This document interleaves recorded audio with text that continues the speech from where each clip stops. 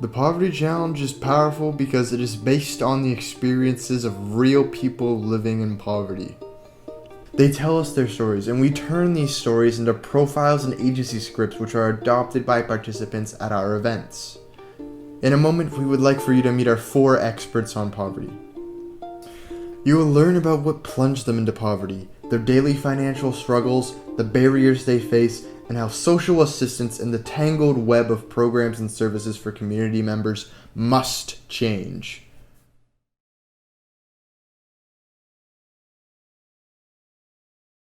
My life before I ended up in the position I'm in now was what you would call a normal life.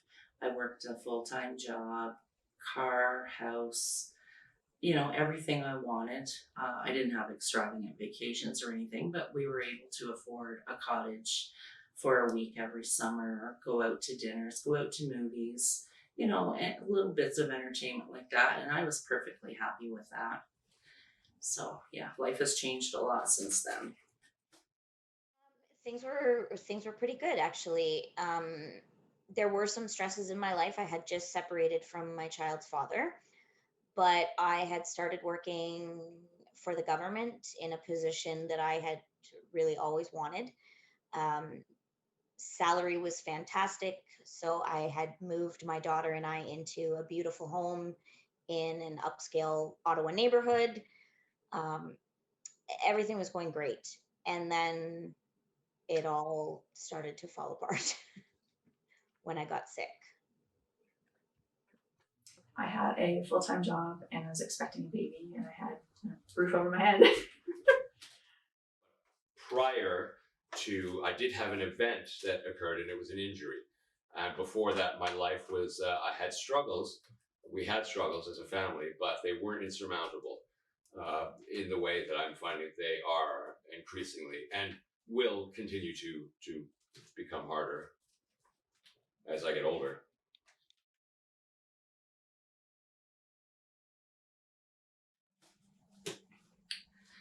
The thing that landed me here on disability and in housing was a back injury.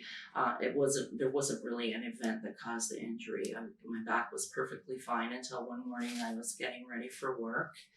I was in the shower and all of a sudden my back seized up on me and I couldn't stand. So I sat down on the edge of the tub and leaning forward seemed to help it. So I did that and the pain went away. I got back up, started to shower again, same thing happened. And that was in 2012. And to this day, that pain has not changed. I'm only able to stand for a couple minutes at a time, so it's really affected every aspect of my daily life. I left an abusive relationship when my baby was 4 months old. When I was 18, I fell from a mast. It was about 30 feet off the deck of a boat and landed on my arse. And I might have died had I not been drinking. But I, aside from a cut on the head that required stitches, at the time I had very little, damage to show for it. But after 25 years of working, demanding labor, waiting tables, it was cumulative, the effect, and I'm just not able to work in really any capacity anymore. Yeah, I live with my mother.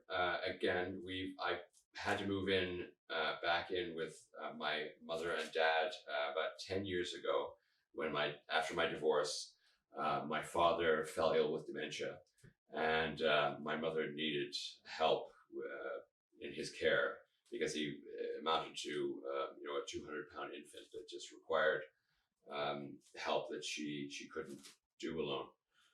And so we've been living together ever since. And my younger brother was going to take over for me when his daughter was a little older, and then I could start my long-awaited career once again.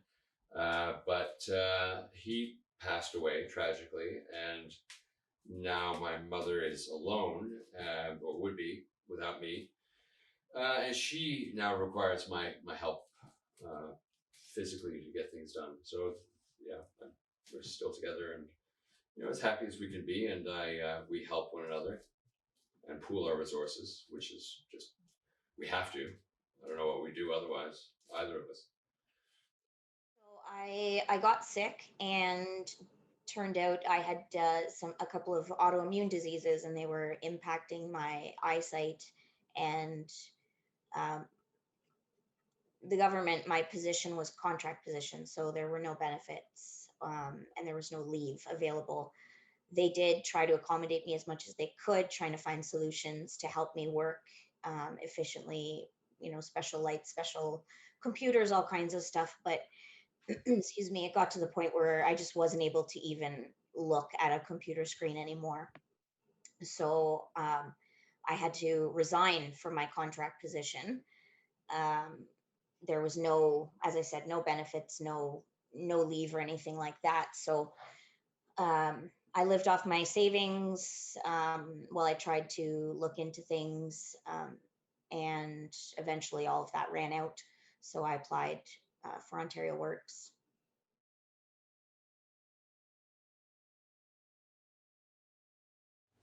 So my family size is single mom with one child.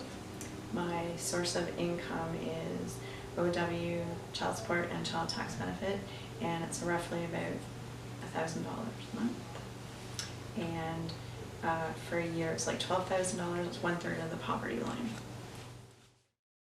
I receive $1,300 a month in disability, and my mother receives a modest pension and survivor's pension of my dad.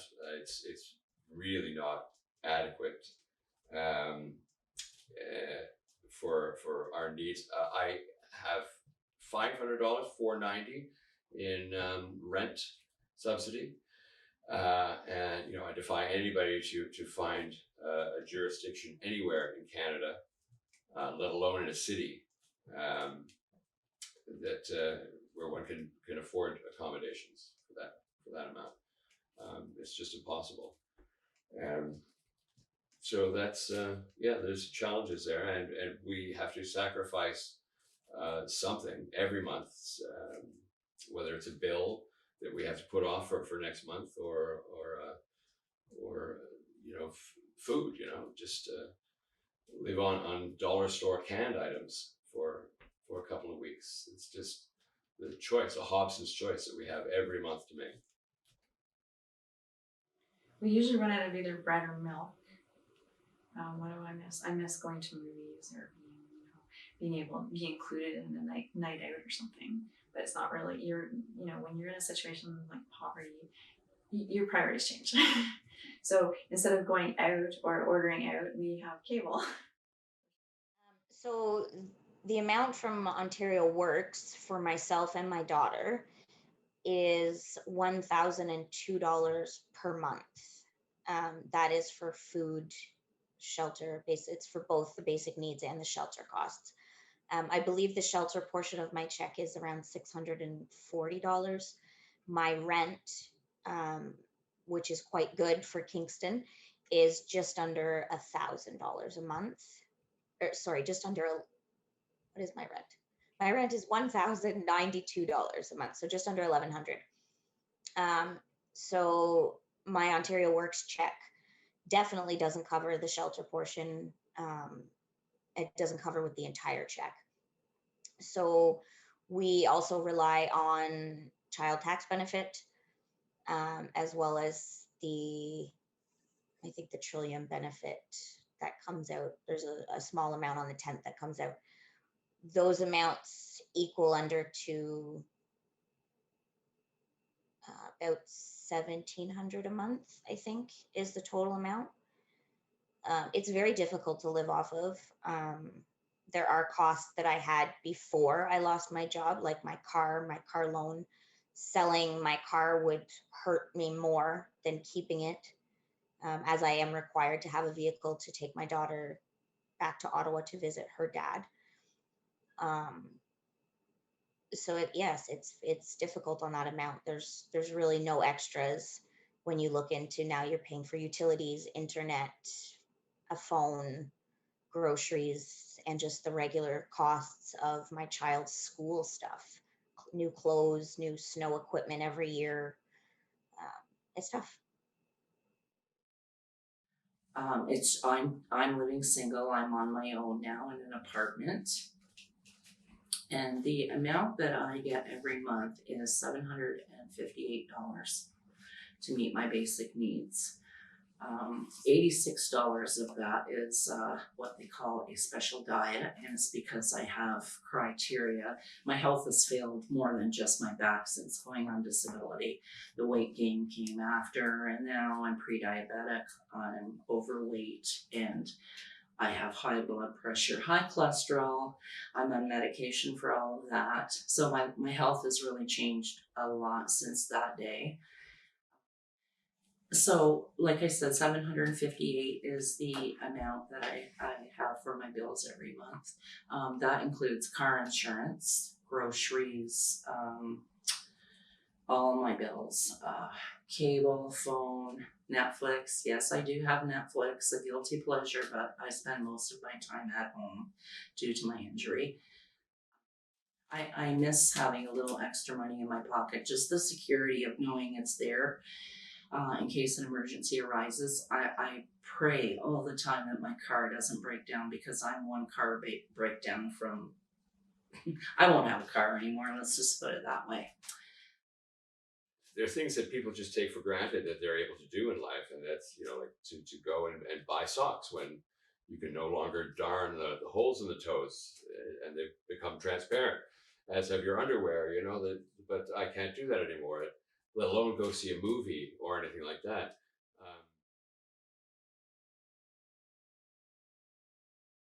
Well, same as that when I was at school for 5 years. Like I only had childcare till 5 o'clock, and some of my classes went till 6:30. So by the time I got it, caught the bus home, it'd be 7. So I have to find someone to stay with her for 2.5 hours. Yeah. So and that's and my mom can only do so much, right? And she can't just always change her schedule. And my daughter's 13. She should be mature enough to stay home alone, but my goal is for her when she's in grade 9, she'll be able to stay home alone for at least an hour or two and not be scared or not be, because we're in an apartment, but, lots of things can happen. There are always choices Hobson's choices that one has to make, if one is familiar with that the term. It basically means that there is no choice. Both options are equally foul. It's tacitly understood by everyone involved, the workers, the administrators, everyone, that they know that it's insufficient. The amount that they give for housing specifically, there is no such rental units available for anyone. So they understand that laws have to be bent by people. And they realize that if people are uncomfortable with the idea of talking to their worker, or fear that they're being caught for something, if they go to their worker, then that will keep them from accessing programs and services that might be available. I've never met my worker. Since I went from basic welfare, which is how they start the process of ODSP, to eventually being granted ODSP after jumping through their hoops. I've never met them, and that's been kind of good. I was happy about that, but now I realize there may be things that would help me, that I could access, but out of fear and predetermined ideas that they have, I haven't been able to access them. And that's also part of coming from poverty. Like you just don't know what questions to ask. It doesn't matter what I have the first degree in my family, other than my father, for miles around. No matter who you look at, in terms of our ancestry, nobody has a education beyond high school. But that doesn't matter. That doesn't help unless you know what opportunities exist. I can't do anything with my degree, or haven't been able to do anything with it. It's just been a waste of money. But When I was with my daughter's father, I had additional health benefits that aren't regularly covered. So um, a lot of the problems that I had before the final kind of diagnosis were being treated through massage therapy, acupuncture, as well as physiotherapy. At the time, physio was not covered at all by BioHip, so you had to have a prescription for it. Once that ended, and again without any additional benefits from the government, I'm not able to afford things like that with the amount of money we have. A single visit for acupuncture, physio, or massage is, between the 60 and $100 range. Um, and those treatments were actually really keeping the symptoms of my disease at bay.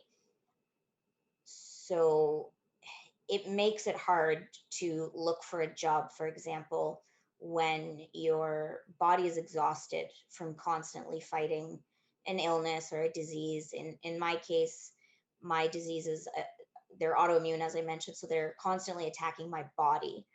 Um, Acupuncture was changing the way that blood flowed and hormones and whatnot, and was redirecting. So there was less pain in my joints. I wasn't exhausted all of the time. Massage therapy was keeping, the muscles relaxed and stuff. And without that, those things, it's exhausting. It's painful to get through a day. And even if you manage to find a job, it's difficult to keep the job because again, you're constantly sick or constantly in pain. um, Dental is another one that affects people in my situation. I can't afford to go to the dentist yet. My disease specifically attacks my teeth and my gums. um, it should be covered what's happening to me, but it's not.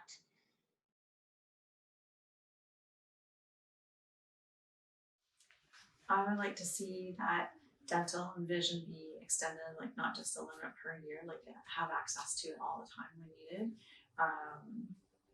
There should be an increase in, hopefully living allowance would go up, like cost of living, because groceries are really expensive, so they should add, like, basic needs to go up a little bit because groceries are really expensive, and I don't really want to go to food bank. That'd be completely embarrassing for me to go to a food bank. And I would like programs for mature people like me or other people that, they have the education, but there's not a lot of employers out there that are willing to take you on as an employee because you don't have everything that they're looking for. So if there's like a co-op thing to get experience that you need in order to get that job. Improvements I would like to see in social assistance. First and foremost, I would like to see an increase in the amount we are given for our basic needs. It's not meeting our needs whatsoever. For me, I'm not able to buy a lot of fresh produce. We all know how much that costs. So a lot of, not takeout food, but a lot of pre-prepared food, packaged food, is on my grocery list simply because it's cheaper and it doesn't help my health at all. I would also like to see, I'm in housing now, and that's kind of a dangerous place to be living. In my case anyway, there's a lot of criminal activity going on in my building, and I would like to see the housing employees make more of a presence, like show up, maybe act on our complaints. They know what's going on. I have spoke to a woman from housing who told me she knows all the criminal activity going on in our building. The police are aware of it. They're waiting to make charges. Every time I make a complaint, I'm told, put the date on it, put the time on it, send it in. I do over and over and over again. And they say they'll check the cameras, but every time they do, the cameras have either been offline or they can't see anything. So they have hired security guards for our building. We've had them for the last few months now, which has made some of us feel a bit safer, but now they've cut their hours because that bill was too high. So it's a dangerous place to be living. Other changes I'd like to see are dental. We definitely need an increase in our dental care. Right now, I'm only allotted to go once a year when I've required 4 cleanings a year most of my life. Whether I had insurance or not, I made sure that I went every 3 months because I want to keep my teeth. And since I've been on disability, I've already lost teeth on my lower left side. I can't chew on that side anymore. And now I'm losing them on my lower right side. So I'm very fearful for that. And I did reach out and ask for some help with that. Through Ontario Works, they have discretionary benefits. And the lady called me back a couple weeks later, told me I'd get a one-time shot at $200. My cleanings cost approximately $185. And I was told that I must learn to budget better and save up for that in the future. So I will try my best to do that on $758 a month. Usually my pay does not last till the end of the month. Well, I make it last, but I go without.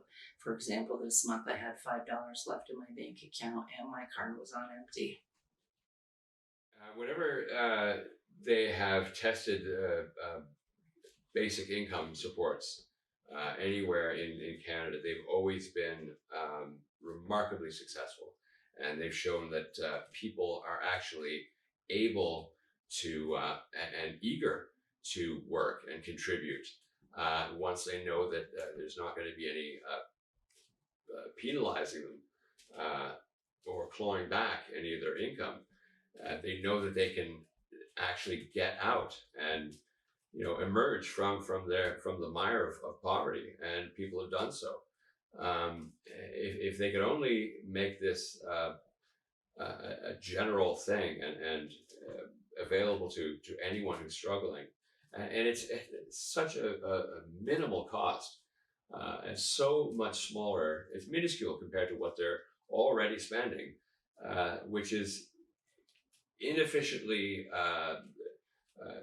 given out and insufficient in terms of the amount that they give.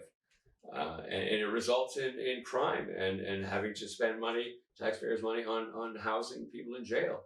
I mean, it's absurd that the amount of money they're wasting when for less they can actually save people and get them out of poverty. But there's just political, ill will and suspicion around it. I think that if people in my situation had a living, like, wage, for example, where we were able to afford housing in better neighborhoods so our kids went to better schools, if benefits covered dental or other issues that were specific to your illness or disease or whatever's preventing you from work. Also, I wanted to mention, in my case, I am not on an ODSP. I stayed on Ontario Works through a medical exception because I have no doctor who could fill out the forms or who would fill out the forms, and that's another problem with the situation. And that's not specific to just poverty, but if we don't have access to the people who can give us the proper care, and then we can't afford it anyway, there's no leg up. If people are healthy and living, if they can buy the proper food and eat properly, then they have more energy, they're more productive. If their diseases or illness are being treated, then again, they have more energy, they can look for a job. Now they might be able to sustain a job. Mental health is a huge one. People in poverty are there for so many reasons, and having access to mental health support would be another way to help people move up and move out of their situation. I know that for me, from the time I started on Ontario Works, I thought I would be here forever. I'm now back in school and starting my journey, but I'm still facing so many of the same issues in terms of care and whatnot, because the money part really hasn't changed.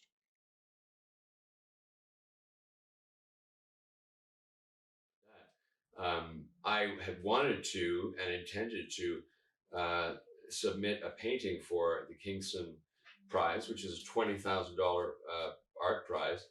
And every month I've wanted to do that, but every month I haven't been able to afford the canvas and the paints. And it's really that simple.